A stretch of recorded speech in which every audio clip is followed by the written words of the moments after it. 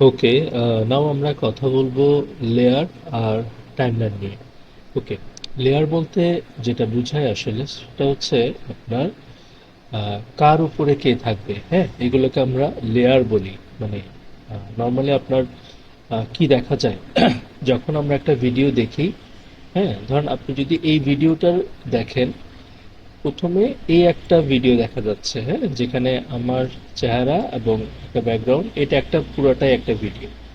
এই ভিডিওটা হচ্ছে এটা, ঠিক আছে। আমি এখানে আমার মাউসের ক্লিকের সাথে সাথে কালার চেঞ্জ হচ্ছে, সো আপনাদের বুঝতে সুবিধা হবে। এরপরে এটার উপরে আছে হচ্ছে এটা, ঠিক আছে। আমি সিলেক্ট করলাম, এটা এখানে সিলেক্ট হয়ে গেল। এটা এটার উপরে আছে। এখন ধর আমি যদি এটাকে এটার উপরে নিয়ে যাই, তখন কি হলো, এটা এটার পেছনে চলে গেছে, হ্যাঁ, কিন্তু এখন ওটার সাইজটা কম থাকাতে এটা দেখা যাচ্ছে না। হ্যাঁ, আমি আবার নিয়ে আসি, তাহলে এবার দেখা যাচ্ছে, ঠিক আছে। তো সো এটার মানে এটা বোঝায় যে যদি সাইজে ছোট কিছু আপনি একটা লেয়ারের উপরে আরেকটা লেয়ারে বসান, সাইজে ছোট কিছু আগেরটা চাইতে, তাহলে সেটা দেখা যাবে। তো সেইভাবে একই সাথে আমি একটা স্টিকার এনেছি, হ্যাঁ, আমাদের ক্যাপকাটের এখানে স্টিকার অপশনের মধ্যে অনেকগুলো স্টিকার আছে। আমি একটা স্টিকারকে এটার উপরে এনেছি। উপরে আনার কারণে আমার এই স্টিকারটা উপরে শো করতেছে। ধরেন আমি যদি এটাকে টেনে এটার উপরে নিয়ে যাই, তখন কিন্তু আমার এই স্টিকারটা ঢেকে গেছে, দেখেন। কিন্তু কিছু অংশ ঢাকছে, কিছু অংশ ঢাকে নাই। তার মানে কি দাঁড়ালো, যে ওই যে কিছু অংশ সে জায়গা পাচ্ছে, এটার রেশিও সাইজ অনুযায়ী মিলে নাই, এই কারণে এটা দেখা যাচ্ছে। ধরেন আমি যদি এটাকে বড় করে দিই, তাহলে এটার নিচে যা আছে সেটা আর দেখা যাবে না। আবার আমি যদি এটাকে ছোট করে দিই, এটা সাইজ কমাই, তাহলে এটার নিচে যা আছে দেখা যাবে, কিন্তু এই বরাবর দেখা যাবে না।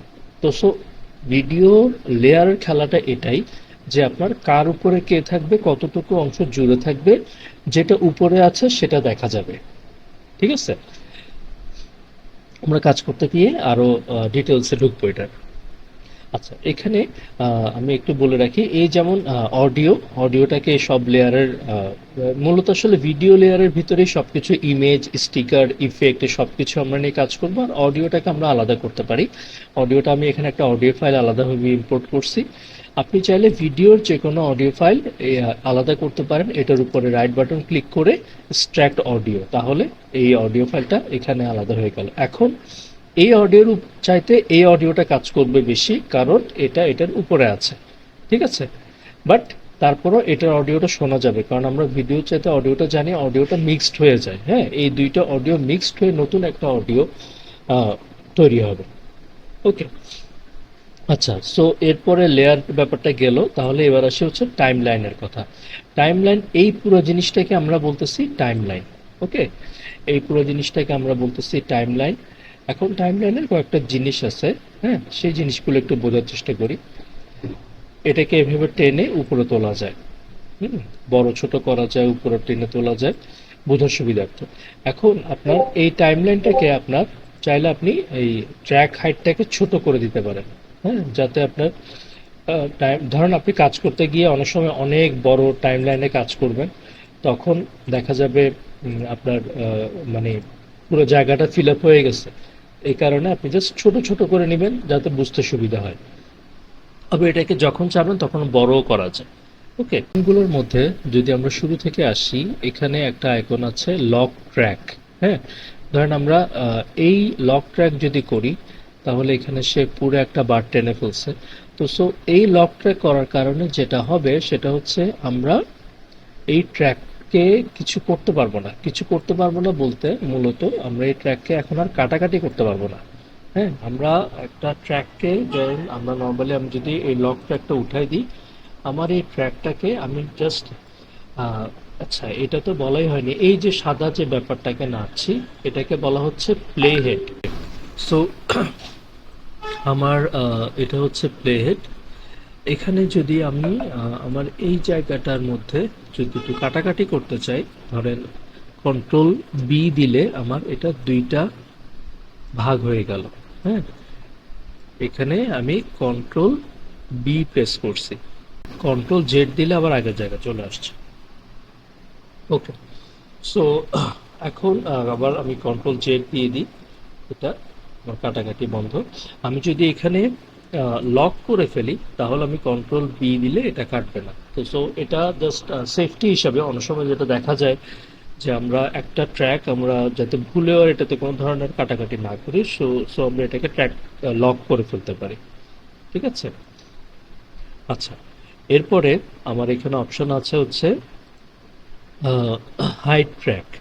এটাও আমাদের কাজ করার সময় অনেক সময় লাগবে। যেমন ধরেন আমরা যদি এটাতে ক্লিক করি তখন এই ট্র্যাকটা শো করতেছে না, আমি যদি আবার এটাতে ক্লিক করি তখন শো করতেছে।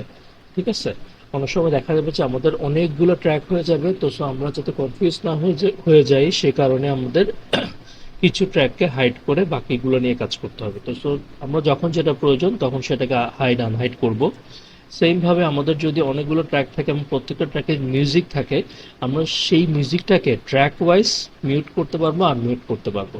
ঠিক আছে, আমি এই ট্র্যাকটাকে আগে ইয়া করলাম, আনহাইড করলাম, তারপর আমি এটাতে মিউজিক অফ করে দিলাম, তাহলে এখানে কোনো মিউজিক শো করবে না। যদি এখানে এটা অন করে রাখি তাহলে মিউজিক শো করবে। ওকে, ওকে, সো এখান থেকে আমরা দেখতে পাচ্ছি যে ট্র্যাক হাইট আমি যদি শর্ট রাখি তাহলে এটা এরকমভাবে শর্ট আকারে দেখাবে। এরপরে আমি যদি ডিফল্ট রাখি তাহলে এটা এরকমভাবে দেখাবে। ওকে, সো আমার টল দেখালে সে অনেক লম্বা করে দেখাবে। আচ্ছা, আর একটা ভিডিওর সাথে যদি অডিও থাকে, এখন অডিওটা যে ফরম্যাটে দেখাচ্ছে সেটাকেও আপনি চাইলে বড় ছোট করতে পারেন। আপনি যদি 60% দেন তাহলে অডিও ফরম্যাটটা বড় করে দেখাচ্ছে, যদি এখানে 100% দেন দেখা তাহলে আরো বড় করে দেখাবে। ওকে, সো এটা একটা মজার একটা ফিচার। আমি এটাকে আপাতত 30%-এ রাখি। ওকে, ওকে, সো এরপরে আমরা এখানে আসছি। আমাদের এখানে অপশন আছে, এখানে কয়েকটা অপশন দেখতে পাচ্ছি, এই অপশনগুলোর কাজ আমরা দেখব। সো এখানে এটা যদি আমার অন থাকে, টার্ন অফ, এটা হচ্ছে turn off main track magnet, এটা আমি অন অফ করতে পারি এখান থেকে। তো সো এটা যদি আমি অফ করি, অন করে রাখি, তাহলে যেটা হবে, আমি ধরেন এই ট্র্যাকটাকে এখানে টান দিলাম, সেটা অটোমেটিক চুম্বকের মতো লেগে যাবে। আমি এটাকে টান দিলাম, এটা হবে না। এটা শুধুমাত্র আমার মেইন ট্র্যাকের ক্ষেত্রে। শুধুমাত্র এই যে কভার দেওয়া যেটা, এটা হচ্ছে সবসময় চিন্তা করতে হবে এটা হচ্ছে আমার মেইন ট্র্যাক। ঠিক আছে, এটা হচ্ছে আমার মেইন ট্র্যাক, এই ট্র্যাকটার ক্ষেত্রে এটা কাজ করবে। মানে এটা যদি আপনি অফ রাখেন তাহলে এটাকে যদি এখানে সরান কিছু হবে না, কিন্তু এটাকে যদি অন করেন তাহলে সে ঠাস করে শুরুর দিকে চলে যাবে। এটা সবকিছুর ক্ষেত্রে প্রযোজ্য। ধরেন আপনি এটাকে সাপোজ কাটলেন, কেটে এটাকে ধরেন এই পাশে রাখলেন, এটা জোড়া লেগে যাবে। এটাকে অফ রাখি, ধরেন এটা দুই ভাগ, দুইটা দুই জায়গায় আছে, এখন যদি এটাকে অন করে দেন এটা জোড়া লেগে যাবে। এটার কাজটাই হচ্ছে জাস্ট মেইন ট্র্যাকটাকে একদম সামনের দিকে জোড়া লাগানো। ওকে, আচ্ছা, এরপরে এই কাজটা হচ্ছে টার্ন অফ অটো স্লিপিং। আচ্ছা, অটো স্লিপিং এর এই বিষয়টাও খুব মজার। এটার ব্যাপারটা ধরেন আমি এটা বোঝার জন্য এটাকে একটু অফ করি। নর্মালি এইটা হচ্ছে আমার প্লেইং হেড, হ্যাঁ, এটা হচ্ছে আমার প্লেইং হেড। তো অনেক সময় যেটা হয় যে আপনি চাচ্ছেন এই ভিডিওটাকে এই প্লেইং হেড বরাবর রাখতে, আপনি যদি এটাকে অফ করেন তাহলে আপনি দেখবেন এটাকে আপনি এভাবে হাত দিয়ে সোজা বরাবর করে তারপরে রাখতে হচ্ছে। হ্যাঁ, হাত দিয়ে তো সোজা বরাবর করে রাখতে গিয়ে অনেক সময় 19-20 হতে পারে। তো এই ক্ষেত্রে আপনি যদি এটাকে এই অটো স্লিপিং অপশনটা অন করে রাখেন তাহলে যেটা হবে, এটাকে আপনি এই প্লে হেডের কাছাকাছি নেন, আর একটু কাছে নেন, অটোমেটিক ঠাস করে সে ওই জায়গা বরাবর চলে যাবে। ঠিক আছে, এটা কাজ করতে গিয়ে অনেক সময় আপনাদের কাজে আসবে যে মানে টোটাল প্লে হেড বরাবর আপনার ভিডিওটাকে রাখার জন্য। ঠিক আছে, আচ্ছা, এরপরে একটা অপশন হচ্ছে এখানে টার্ন অন লিঙ্কেজ। ওকে, এই লিঙ্কেজ অপশনটা বেশ মজার। সেটা হচ্ছে ধরেন আমার এখানে আমি এটার উপরে একটা স্টিকার এনেছি, আমি এখান থেকে একটা স্টিকার ড্র্যাগ করে এখানে এনেছি। তো সো আমি যদি এটাকে অন অফ রাখি, আমার এটা অফ আছে এখন, অফ রাখা অবস্থায় এটাকে টান দিই, এটা কিছু হচ্ছে না। হুম, ধরেন আমি যদি এটাকে অন করি, অন করার পরে এটাকে টান দিই, তাহলে যেটা দেখা যাচ্ছে আমার এটার সাথে এটার একটা লিঙ্কেজ হয়ে গেছে। হ্যাঁ, মানে সে অটোমেটিক আমার যে অ্যাসেট আছে স্টিকার অ্যাসেটের সাথে সেটাকে লিঙ্ক করে আমি এটাকে টানছি এবং এটাও সে চলে যাচ্ছে।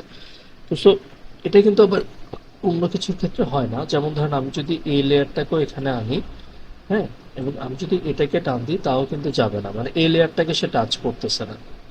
তো সো আমি এটাকে একটু ছোট করি। ধরেন লিঙ্কেজ ব্যাপারটা শুধুমাত্র ফিক্স অ্যাসেটগুলোতে স্টিকারের ক্ষেত্রেই কাজ করে। হ্যাঁ, তো এই ক্ষেত্রে আমরা লিঙ্কেজ নর্মালি ধরেন যদি করতে চাই যে সবগুলো একসাথে যাবে, সেটার জন্য আমরা যেটা করতে পারি কন্ট্রোল প্রেস করে রেখে আপনি সবগুলোকে একসাথে সিলেক্ট করেন, এরপর সবগুলোকে একসাথে টান দেন, তাহলে সবগুলো একসাথে মুভ করবে। ঠিক আছে। আর এছাড়া এছাড়া আরেকটা অপশন আছে, সেটা হচ্ছে আপনি চাইলে এই তিনটা লেয়ারকে একসাথে রাইট বাটনে ক্লিক করে একটা গ্রুপ ক্রিয়েট করতে পারেন। গ্রুপের শর্টকাট হচ্ছে কন্ট্রোল জি। একটা গ্রুপ ক্রিয়েট করতে পারেন কন্ট্রোল জি দিয়ে। তাহলে যেটা হবে, এখন আপনি এটাকে মুভ করান বা এটাকে মুভ করান, সে অটোমেটিক মুভ হবে। ঠিক আছে।